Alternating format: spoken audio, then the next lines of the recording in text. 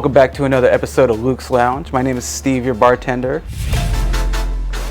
Spring has arrived, so today I will be mixing up a prohibition-style cocktail, showcasing 3 simple ingredients: gin, fresh lemon juice, and honey. This cocktail is called the Bee's Knees. The Bee's Knees is a term from Prohibition era, meaning the best or outstanding, credited to Frank Mir, an Austrian-born bartender. First, I'm going to pour your lemon juice. It's about 3/4 of an ounce.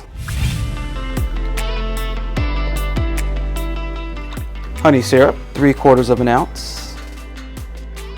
And gin, 1 3/4 ounces. This is one of those drinks you can scale up or down depending on if you want it sweeter or more boozy. Making honey syrup is a very simple task. Honey, 1/3 hot water to your honey, mix it with a spoon, and then it's ready to go. Ice it up.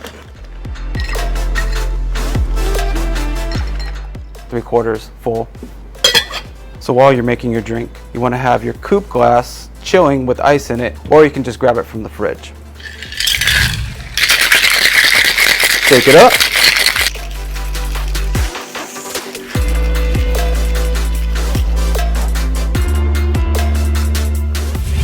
Pour the ice away. Get your hawthorn strainer.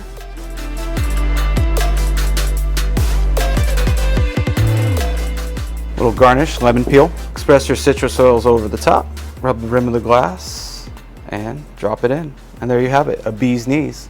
The honey gives off a warming quality, citrusy and refreshing with a warm sweetness. Lemon drop-like with a hint of alcohol. That about does it for today. Thanks for stopping by Luke's Lounge, and we'll see you next time.